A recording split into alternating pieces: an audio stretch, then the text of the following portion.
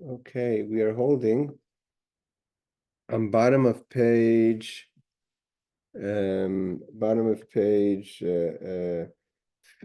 Aleph Amud Aleph 91a.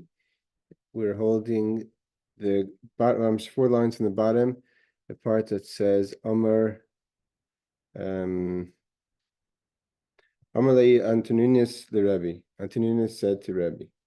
So this is hold on a second to make sure I got the right place here. Okay, so it says like this. Antoninos said to Rebbe. Antoninos again is according to Rabbi Stainzalts, he was the emperor of Rome. We're not sure exactly who he was. Rabbi Stainzalts, and I think you should have that Ariel in your edition. He says Marcus Aurelius, in his opinion. But either way, he was a contemporary of Rebbe. He lived about 200 years after the destruction of the Beis Hamikdash. So he says, Amalei Antoninus le Rebbe, Guf uneshama yecholim lifter as min hadin. He says, in theory, when it comes to the Day of Judgment, the body and the soul have a way of avoiding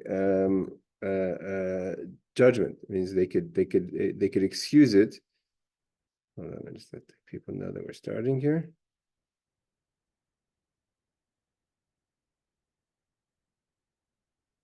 So he says, why? So he said that this body and the soul could say to get themselves, they could avoid judgment. Guf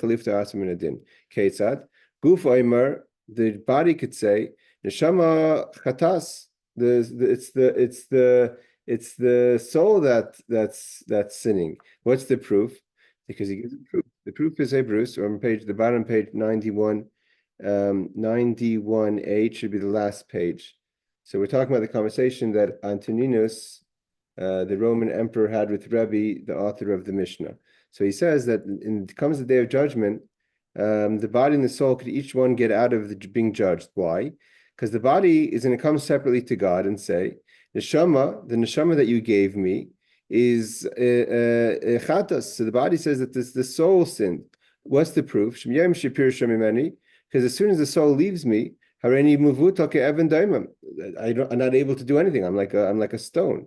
So as a proof from here, we see clearly that it's the soul that gives life and does things. Because as soon as the soul leaves me, I'm not functioning. And then the soul on its part can say separately from to God, Gufchat, the body sinned. Why? Because from the day that I left the soul, I left the body, is Harini Peireches Ba'aver Ketzipor. I fly like a bird, meaning I'm not grounded in any space. So the whole reason why I'm in a certain space doing certain things is only because I am in a body. So it's the body that's to blame. So I think there's some of the Farshim and some of the commentaries say that when he says Hareini Peireches Ba'aver Ketzipor, so seemingly that I'm flying in the air, like I fly in the wind, so to say, like a bird, which means to say I'm not in a body. That's really only talking about. He says that's the neshama of the choitim, those who sin, that they have no menucha, they have no calmness, so they feel like they're flying. They're just like a bird. But the souls of the righteous actually have menucha in heaven, and this is the Masha says this.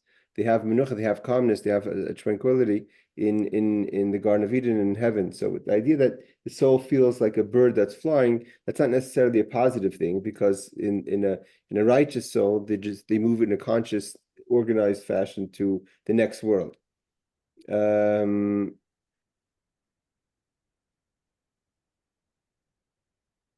he says, and so he asked another question: why doesn't the soul bring a proof from before it's alive, right? The soul is also alive before it goes into the body. Hey, Judith, on page 91a. So why doesn't the question that another commentary asks is, why doesn't the soul say that before I was born, before I came into the body, I was fine, I didn't do anything wrong? So he says that's not a proof. Why? Because sometimes sometimes there's a reincarnation, a Gilgul. So we did sin before in our previous existence. So he wants to talk about the soul doesn't want to talk about the previous life because in the previous life it did sin, so then kind of wouldn't do itself any favors by talking about that. So instead, the soul talks about after the life, hey Shruki, on page 91a, that the soul talks about the afterlife, that it's like a tzipur paracha. So the question Antoninos asks, to catch everyone up, the question Antoninos, the Roman emperor, asks to Rebbe is that the body and the soul could get out of judgment by each one claiming separately that that it's not us that did the sin. The body says, look, as soon as the soul leaves my body, I'm not functioning. So anything that is being done by the soul, because my body exists after I die, even if it decomposes eventually, but it doesn't, it's a proof that it's the soul that's sinning. And the soul says, look, as soon as I leave the body, I'm like a bird that's flying. The Mashar says, again, that's not it's not a positive thing necessarily, but it's still not sinning. So each one can get out of judgment. This is a very famous Gemara. So what does Rebbe say? So Rebbe says, I'll give you an example. The Melech Basar Dam. Let's say there's a king, flesh and blood. Pardis Naya, who had a beautiful orchard. Bahaya B'chayres, returning the page to 91b. Bahayu B'chayres Nois, and he had beautiful first fruit. B'chayres is like the firstborn, the first fruit. Just a little side note that this week is Parshas Kisavai, and the first law that we learn about is the laws of Bikurim, is the first fruit. So just the connection between our Parsha and the idea of the first fruit. I don't know why Rebbe has to give the example of first fruit in the example. Everything that, people, someone like Rebbe and Antoninos is obviously on a high level of scholarly talent. There's no way that Rebbe was talking down to Antoninos. So they were very clever between each other. So why does this example have to be with first fruit? It could have been, and if anyone has any commentary on the side that you see, let me know. Ariel, if you have something from Rabbi Stainzalts, why is it mentioned specifically first fruit? But he says, for instance, a king has an orchard with first fruit. So he places two types of guards to guard his orchard, but each one has a quality, and the other one, each one has also a problem, is lacking something. For instance, one is limb, can't walk, and like Rashi says, it's not just a chigar is not just a person who's limping, but literally has no ability of his legs or her legs, and the other one is blind. So one is there in a physical form, that he's there and he could walk, or she could walk, she could move around, but he's blind, he can't see anything. The other one is there, could see what's happening, but has no feet. So Amalei Chigar L'Suma, so the Chigar sees, but can't walk. So the Chigar is the lame person, says to the blind person, B'charis Nois Anira, I see beautiful first fruit in this orchard. B'pardes, Ba'avar Kiveni, come ride on top of me, because, let me ride on top of you, because I can't walk. So hold me on your shoulders, and I'll be your eyes. I'll bring you and I'll guide you where to go until we could eat it. So Rachav Chigar Gabi Suma. So the lame person, guard, rides on top of the shoulders of the blind person. V'heviam, and he guides, or she guides them to the orchard, and eats the first fruit. Again, I'm not sure why it has to be first fruit. It's not just because first fruit are more interesting. Obviously, there's a more hidden idea there, I would think. So they eat from the first fruit. So they do a combined effort. Each one uses what they have. The blind person has his feet, and the lame person has his eyes. So the king comes back over the orchard. Where are my beautiful first fruit? So Amrlai Chigar, so the lame person says, hey Aaron, the lame person says, we're on top of page 91b. So the lame person says, Klum yeshli reglaim lahalik ben, are you judging me? Why are you looking at me? Do I look like I could move? I'm not mobile. How would I be able to eat the first fruit? Amrlai Suma, and the blind person says, Klum yeshli anaim, do I have eyes? How would I know to find the first fruit? Maybe that's why it's first fruit, because if it wasn't a first fruit, then the blind person could just move around and pick any fruit and that he ate from. But here, that he took a specific fruit, he would have needed eyes for that. So he says, "Amalei suma klum yesh li einayim." Do I have eyes, lirois, to see what to pick? Ma'asa. So what did the king do? The king is no fool. Is he realized exactly what these guys did. So he judged them as they did their crime. Is here he put again the lame person on top of the blind person, and he judged them as a single person. Means each one claimed independently that they couldn't be possibly responsible. Look at me, I'm lame. Look at me, I'm blind. The soul, like that's the question Antoninos said. The body says, I don't function without the soul. And the soul says, when I'm not in the body, I'm flying like a bird. I'm not doing this kind of stuff. So why are you judging me? So what does Hashem do? Similar to this king. He says, Av Kadosh Baruch Hu maybe neshama. He takes the soul, v'zarka beguf, and he puts it together with the body. V'dan isam ke'achad, and he judges them as a single entity, body and soul. It sounds nice, but also we have to know the technicalities of it. Of how does this happen? Some commentaries say this is talking about the day of judgment when there's the resurrection of the dead, which is the conversation we're having, where there's the physical body and soul. Seemingly, right? Everyone, when we talk about the judgment after a person passes away, the body remains in the ground and the soul goes up to heaven. But here it says that God takes the body and puts it together with the soul. So the technicality of it is, some people say we're talking about the great day of judgment, not the judgment after a person specifically passes away and goes to the next stage of Garden of Eden or hell. So here it says, then he judges them as a single team. As it says, he quotes a verse to give backing to that idea. It says, it says, Yikra Shemayim mi'al. He calls up to heaven, which is referring to the soul. And to the earth to judge together.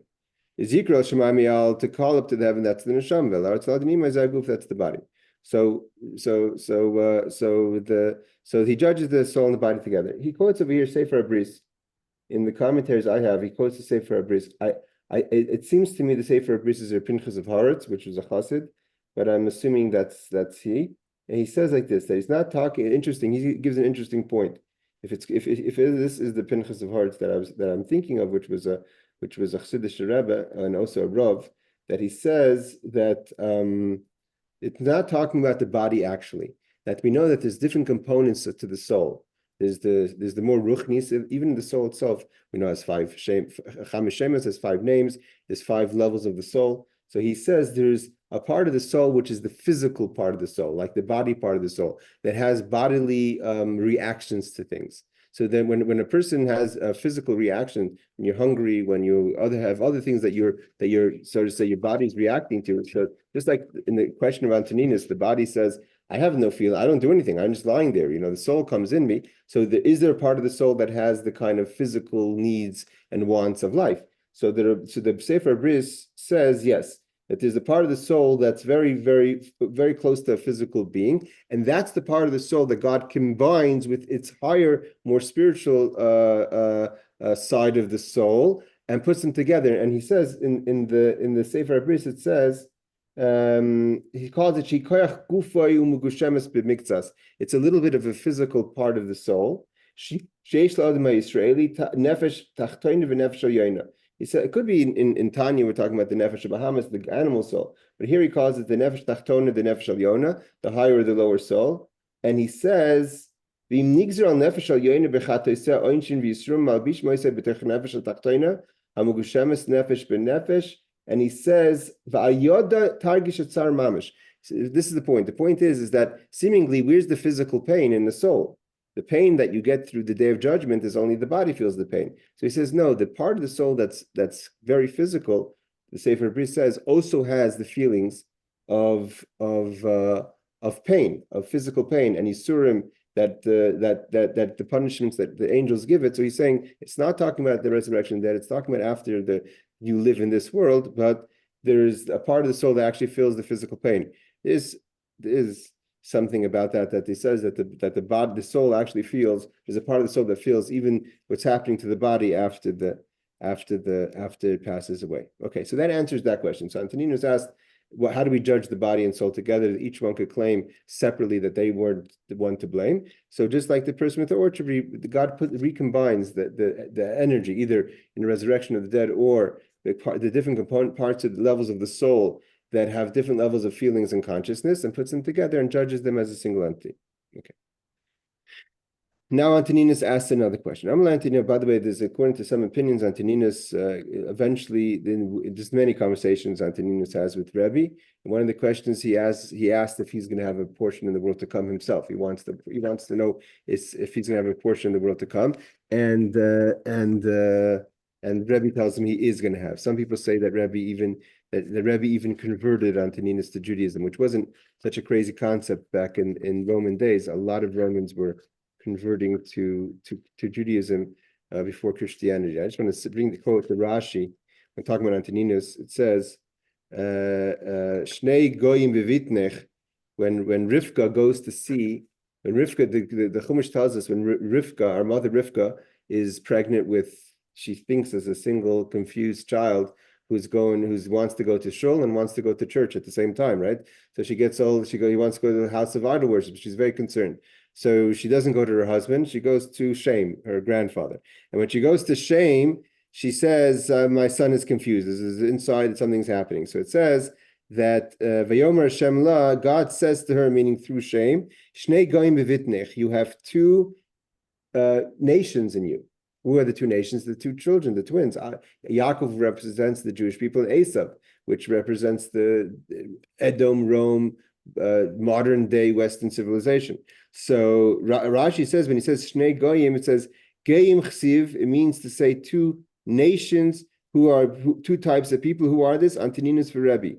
That when Rivka was feeling a confusion in her body from her pregnancy, Shem already then told her that there's two great people that are going to come from you. And who are the two great people? Rebbe, who represents the people, Rebbe, who authored the Mishnah, who represents from the Jewish side, from Yaakov's side, and who is the person from the Roman side, from Esav, is Antoninos. So he was obviously a person that Rivka already had, so to say, there's prophecy about him already thousands of years before he was born. All right, so he continues. Antoninos, Omer Antoninos Rebbe. Antoninos says to Rebbe like this. Again, these are questions that they're not someone who reads the Talmud today would say that these were two people that were, with zero education and having conversations like, kids have conversations. What are those little lights in the heaven called stars? So, and we're talking about highly educated people, both of them. So obviously their questions had more depth than what the surface shows. So Antoninos Rebbe. Antoninos asked Rebbe like this. It says also, it's another, I think, I forget where it says it. I think it says that Rebbe's father was obviously Rabban Gamliel of Reb Shimon ben Gamliel of after the son of Rabban Gamliel. So he was the grandson of Rabban Gamliel of Yavna, Rebbe. And Reb Shimon ben Gamliel, that in his times, when Rebbe was born, there was a decree about Jewish people having circumcision, I think, or general Jewish birth. And Rabbi Shimon ben Gamliel and Antoninos' father, or their mothers, had a close relationship because, again, Rabbi Shimon ben Gamliel was the house of the Nasi. That was a respected office. Even the Romans respected that office. And the Romans, so she had with the aristocrats of Rome. And it says that they switched babies. The mother of, yes, because it was a bris, he gave a circumcision. So Rabbi Shimon ben Gamliel gave his son Rebbe to the Roman aristocrat, and the Roman woman gave her son Antoninos to Rebbe's mother. And Rebbe's mother nursed Antoninos, and because she nursed him from a holy, righteous woman, it says he had a pull towards Yiddishkeit, to Judaism and Jewish thought. So Antoninos says to Rebbe, why does the sun rise in the east, and it sets in the west? Okay, so we're obviously looking at it because of the cycle of the sun, but he doesn't. Most of the Farshim say that what his question was, scientifically, I don't know how it would work. Maybe Shuki or one of the other guys could give insight. Rashi says that what his question was is to Saivev Eskola Olam, that every day the sun should circle the world, to go back to east, Vitishka, and there it should set. Vitishka,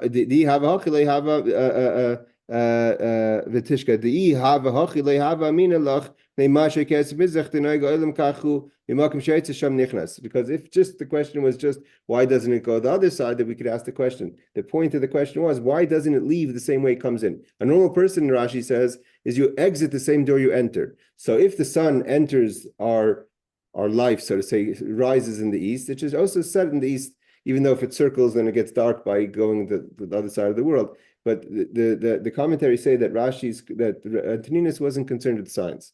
Antonino says, don't confuse me with the science. God is the creator. I want to know why God created science, that's the way it has to be. Why couldn't he create it in such a way that the sun itself sets in the same way it comes up? It goes up in the east and comes back in the east, or Rashi says it circles the world. But whatever it is that it shouldn't have. He was more concerned with the style, not the science of it. The style is a person exits the same way it enters. So too the sun should exit the same way it enters into the world. So in the he says to him, Rabbi, sorry to interrupt, but just to add a little bit of cultural context around that period of time, most of the civilizations that lived around Israel, the sun had some sort of godly role. It was an entity, right? And so for them, the idea that it's a thing is that it's just like a person. It walks in and it walks out. Like there's a difference between that and in this time period, at least, like in Israel, it seems more like the Israelites had this belief in like it being like a heavenly body and not an entity of itself. Like it was part of the heavens, not the thing that created heaven. For instance, the word shamash in Old Assyrian, like by the times of Ashurbanipal, which is not too far away from this period in time, like the entire city was named after the sun Shamash. And so like the idea was that it was the god that was protecting the city. And so if it came in one direction, it should come in, it should do like a full circle around for protective purposes and then exit the way it came and then do the same thing every single night. And it was an argument about whether or not whether it sets in the west, so to speak, but like why doesn't it ever set anywhere else? Like there's a pattern where it always goes, and why doesn't it deviate from that pattern? And that's what the argument kind of is over here, when you add in that context a little bit. It could be. I mean, I do believe that Antoninos did not worship idols. He did believe in a single God. But it seems from the Mefarshim, similar to what you're saying, is that at the end of the days, even the Rambam writes that the Shemesh has tremendous das and understanding. And also, why did Hashem make it that way? But we're going to see in a second the answer. So Rabbi says, he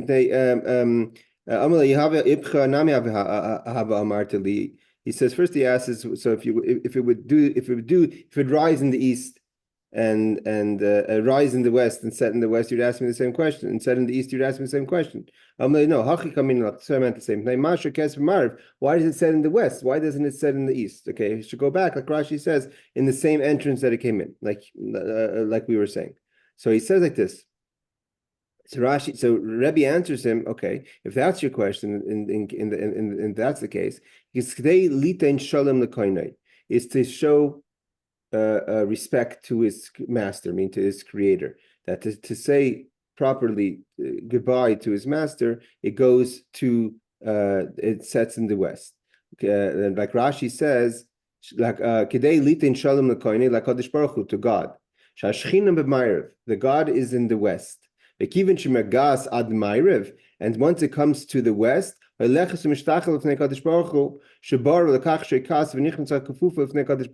reason it's setting in the west is a way of bowing. It's a famous idea. That's what we learn. One of the ideas that when it talks about his bonus, contemplation by God, is to analyze that. When we analyze that, as the sun is constantly bowing towards God, it's going towards the west, because Shechina is b'mayrev of God is in the west. I was actually just learning the Rambam Yomi. The Rambam talks about in the laws of Yom Kippur that one of the reasons why some of the sacrifices are done in the west is because Shechina b'mayrev. That's the idea. The Shechina is in the west. So if the God is in the west, he's constantly acknowledging and bowing towards God. That's its nature. Its nature is to constantly acknowledge Hashem. So like Kadosh Baruch Hu, Shechina b'mayrev, God's in the west. As it goes toward the west, it bows towards God. Shebara. And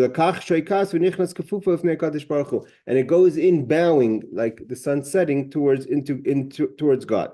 So that's the answer initially Rebbe gives. I just want to say an interesting idea that I happened to look yesterday.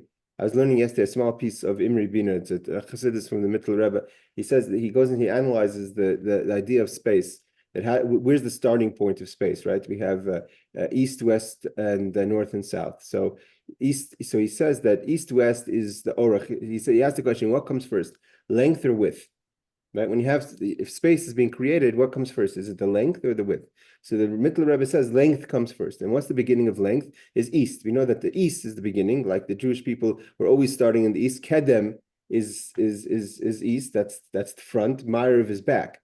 So he says that first comes length. And length means godliness, the holiness starts in the east. And the length ends in the west. And once you have the length, then you expand the length right and left, which is the width, which is north and south. The question is, if east is the beginning of the length and the end of the length is west, so why would the Shekhinah, why would God be in the west? We would assume that the opposite. God should be in the east because the beginning point is God. And I think the idea is, he doesn't say that, but I think the idea is because that's the whole point. The whole point is it's not about where God starts from, it's where God wants to be. And God wants to be the furthest away from the obvious place where God is. It means that's the whole point of creation, to take a place that's distant from God and bring godliness to there. So you want to know where God really is where he wants to be. And that's why the Karbanos are done in the west. That's why it says Shechina b'mayrav, Shechina is in the west. I don't know if that's the pshat, but that's just my idea. Okay, so he says, so Antoninos doesn't accept that answer. It says that the cosmos are constantly bound towards God. So again,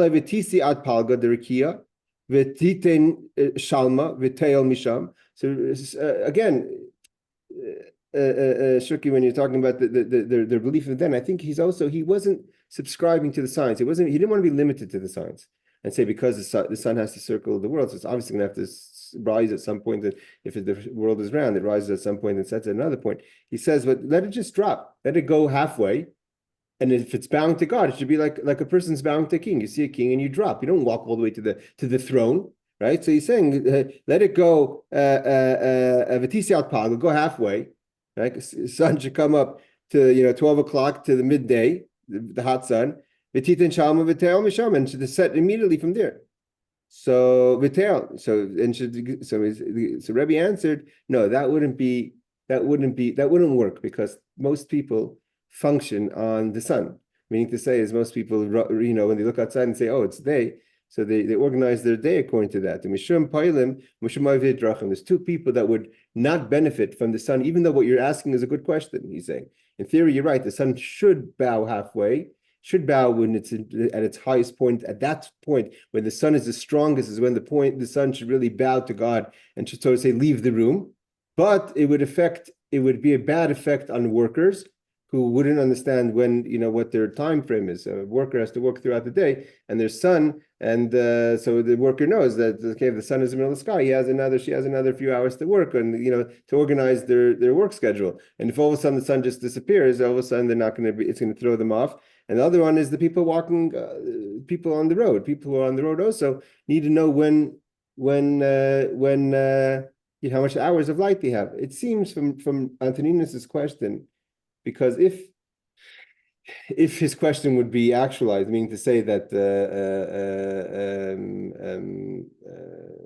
they're just suddenly set, so after a while, workers would get on board and understand that the sun is suddenly setting, and the people on the road would get on board knowing that the sun being halfway in the sun is not, the sun being in the sky is not an indication of what's going to be. But it seems like that it would just be spontaneous, constantly spontaneous, and therefore it would never be with a schedule. Like a person who's running on emotion. So as soon as the sun feels this overwhelming love for Hashem, again, the Rambam writes that the as much as das as we think we have, this is in the first 4 prakim of Rambam.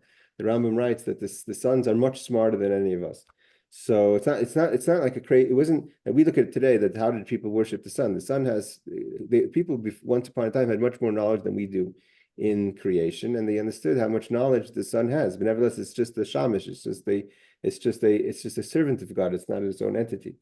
So therefore, Rashi says. Therefore, he answered him that it wouldn't be good. I'm going to read the Rashi. He says, let it just drop halfway in middle.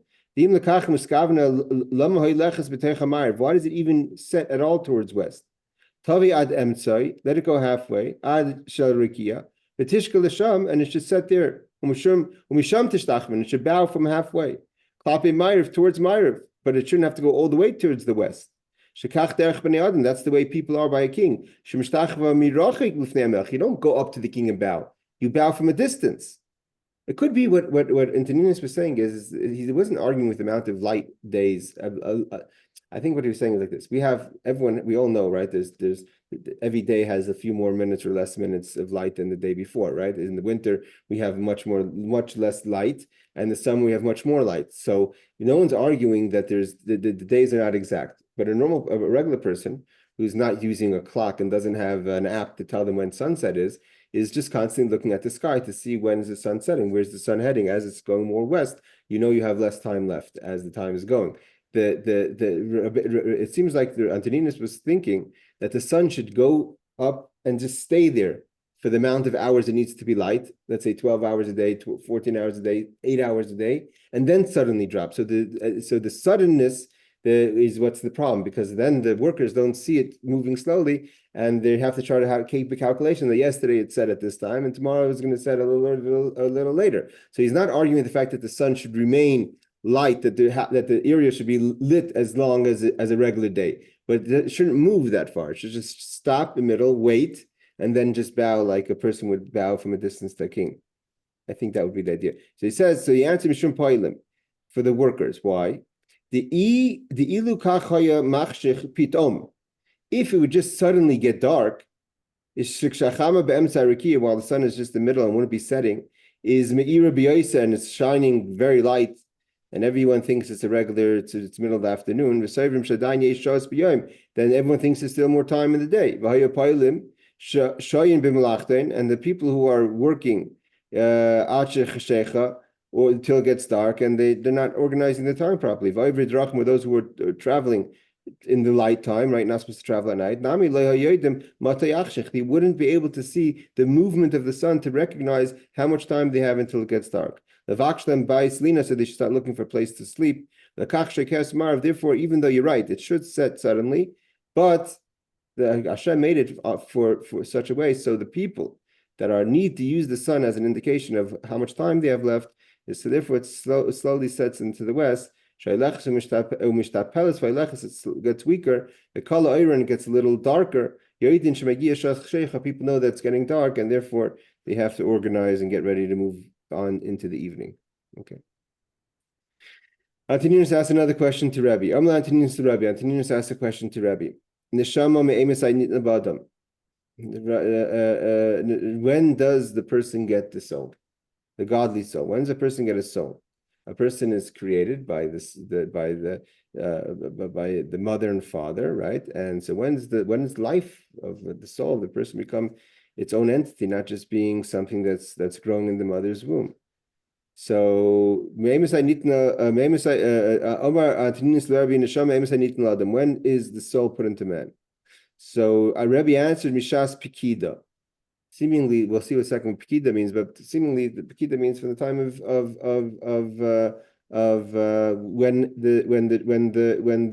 the child was initially, when the mother first was able to start the pregnancy, is when the soul comes into this little being. Mishas Pikida, Mishas Yitzira, when the body is totally formed, and when the pregnancy starts. So he says Mishas Yitzira. So Rebbe says when the body starts to be formed in the mother's stomach. He says, so Antoninos disagrees with Rebbe. Again, Rashi says Pekida is something else. We'll see in a second. But Pekida is, so he says, is it possible that a piece of meat should be 3 days without salt, without something a preservative? So if you're saying that we're talking about Yitzira could be 40 days later, right? When's a person? So if you're talking about from the beginning of the pregnancy, you're talking about it's a lifeless piece of meat. It's there's no preservative. It can't be 3 days without melach, and it's not going to start to spoil, to rot. So therefore, so Antoninos disagrees with Rebbe, and he says Mishas Pekida. Therefore, we must say from the time when there's the pregnancy start is when the soul comes into the child. And so Rebbe agrees with Antoninos, and he says, Amar Rebbe says, Davar zeh lamad Antoninos. Antoninos taught me something. And we'll see he taught him a few things. He taught me this, and he's right. In Mikra Messiah, there's a verse that says, Shenemra, it says, Upkutcha shamra ruchi. From when you're poiked, from when the pregnancy starts, is when shamra ruchi is when I hold my soul, my ruach. So therefore, we see clearly that it happens from the Bekida, not from the Yitzira. Rashi says, what is Yitzira and Pekida? So here's an interesting thing. Rashi says, Yitzira is shenikram kulei bebasav egidin vatzamas. When the body is already formed with flesh and bones and skin, so the baby is already starting to take form in the, I'm not sure at what point in the pregnancy that is, but obviously more further on in the pregnancy, or Pekida. What's Pekida? So Rashi says like this, not the time of the beginning of the pregnancy, but we know that there's a famous medrash that says that before every seed becomes a child, the angel takes the seed and walks over and flies over to God and says, ask God, asks, what's going to be with this person? Who's this person going to be? Is the person going to be rich, poor, smart, not so smart, other things? The famous Gemara that says everything it asks besides Yireh Shamayim, right? Yireh Shamayim, God-fearing, is not going to be addressed. God says that's up to the person if the person wants to be God-fearing. It doesn't depend how smart you are, it doesn't depend how rich you are. But if that person is going to be rich or poor or smart or not so smart or other things, other talents, what job is it going to have? What department are we putting it in? Is the seed going to be a doctor, a lawyer, a Talmud Chacham, a moil, a shoichet? So he says that's the point of when the soul comes in. What's going to be with this seed? Like it says in the Gemara, Nida. And that's when God says this is what the person's going to be, a rich person, not so rich, or all the other things that this discusses in Nida, that's when the person gets the soul. So Rabbi says Yitzira, and here, so Antoninos doesn't agree with Rabbi. Why? He says, Antoninos, can a piece of flesh not have life, can't have a preservative? The soul is the preservative of the body, right? As soon as a soul leaves the body starts to deform. If you're waiting for the body to be formed in order for it to have until it gets its soul, why is this tipa not the seed not rotting? That it shouldn't rot in the stomach of the mother. And like it says, that once it spoils, we know that it can't create something. I just want to say something. This is the Gemara. This is not the Gemara. This is why the man and woman had to separate before Matan Torah 3 days, right? Moshe comes down from the mountain and says to the Jewish people that if you want God to speak to you, then you have to separate. They can't have marital relationships 3 days before the giving of the Torah. Why? Because for 3 days the seed is alive. After 3 days, the seed is considered a saricha, it's considered rotten, and it's not considered tamei anymore. A woman's only maflet zera only becomes impure up to 3 days. Okay, so here he says, Rashi says that the Antoninos taught Rebbe something. It's funny, Rashi, I don't even know what Rashi means. Rashi says, when he says Lamdoni Antoninos, he doesn't say, he says midvar of lamadati, from his words I learned, as opposed to what, I'm not sure. Okay. Antoninos Rebbe. Now Antoninos asks a more complicated question to Rebbe, which is the famous, we know this is a famous question. When does a person start to fall under the influence of their evil inclination? Now, about the nefesh alikis, there's many different opinions, but the accepted opinion is that the nefesh alikis, the godly soul, really enters the person at the time of his bar mitzvah or bas mitzvah. So when the person a woman becomes 12 and a boy becomes 13 is when we get our godly soul. That's most opinions. But the evil inclination is there right away. The question is when. So when does a person get the Yetzer Hara? Right? So when does Yetzer Hara start to rule by a person?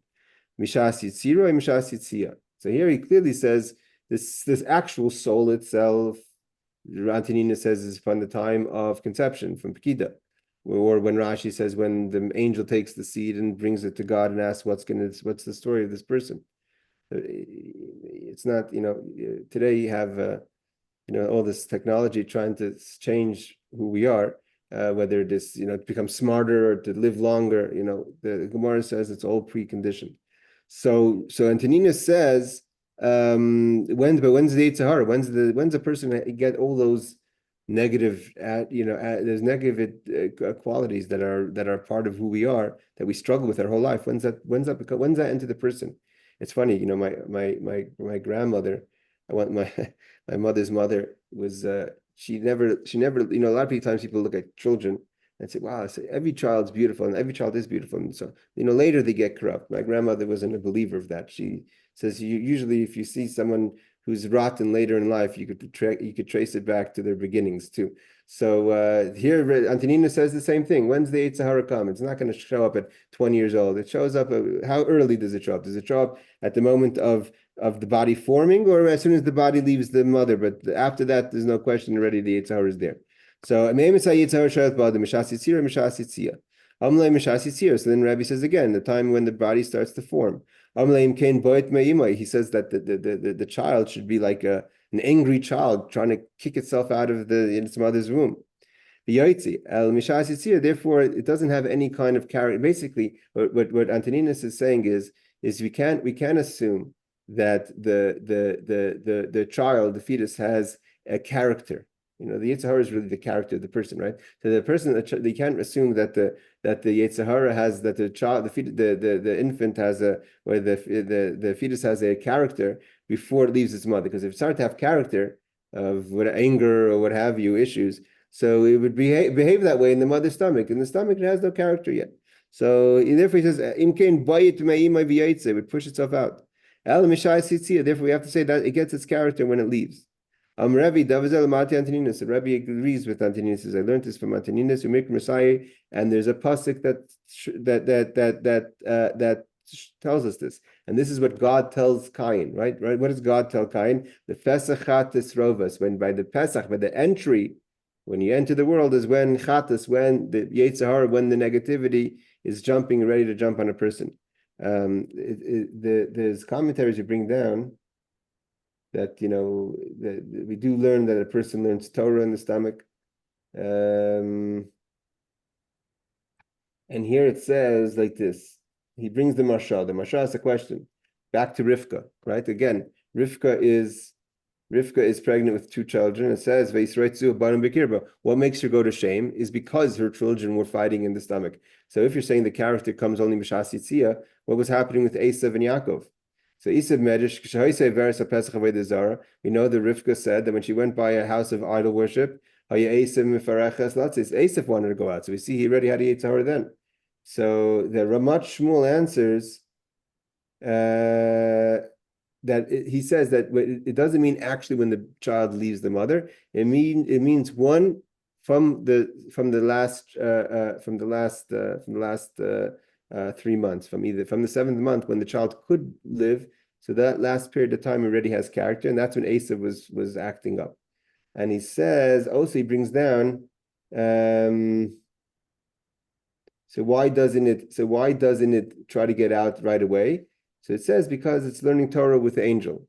So what about Esav? So it says Esav was such a character that even though he had an angel in his stomach teaching him Torah, he still wasn't subscribing to that, and he was acting up. Okay, let's go a little further. Let's go one more case. Reish Lakish Rami. So it says this. Reish Lakish asked the question. The pasuk says, it's the new Gemara, going back to the idea of when there's going to be the resurrection of the dead. There's a famous verse that says, "Ba Iver upisech." There's going to be an Iver. There's going to be blind, and there's going to be people that are lame, that are not going to be able to walk. They're going to be born together. And it says, another verse says that God is going to like a deer is going to fix the person that is lame and the person that can't talk. So we have one verse that says basically that the resurrection, it seems that the pasuk is indicating that when the resurrection of the dead is going to happen, they're going to be, the question is basically, how are people going to be resurrected? Are they going to come back if they have things that ailments that they have, or mumim, or things that are till today when a person is when a person has to identify a body, we identify a lot of times by scars or other things that you've went through. So how are we going to come up when the time of Mashiach comes, when the resurrection of the dead happens? Are we going to come up as perfect people, or with the things that we were buried with the shortcomings, the things that we were lacking? So he quotes the pasuk. One pasuk says, "Bam ivar pesach." There's going to be blind. There's going to be people that have their blemishes. That's how they're going to come up. And another verse indicates that they're going to come up healed. I'm going to translate the pasuk 100%. So it says, it's written like this, that it is written that I will bring them from the north country and gather them from the ends of the earth, and with them the blind and the lame, the woman with child, and the woman giving birth together. And it is written, means then that's one time that they're going to all come together, but it's going to be also those who have ailments or things that were wrong when they passed away. They're going to come back the same way. Then it says, then shall the lame man leap. So the lame person won't be lame anymore, and the deer as the deer, and the tongue of the mute sing. So the person who's mute will be able to sing. For in the wilderness shall waters break out, and streams in the desert. So everything's going to change when Mashiach comes. So one is, it seems like everything's going to be the way it was. And another verse says everything's going to change. So hakeitzat. So amdam v'mumon misrapim. They're going to stand up with their blemishes and get healed. The question is why? Why would God do that? Why would God say that they come up? So Rashi says, so I saw the commentary says, a beautiful idea, that, unfortunately, I'm not saying in a way of laughing, I'm saying, unfortunately, you have a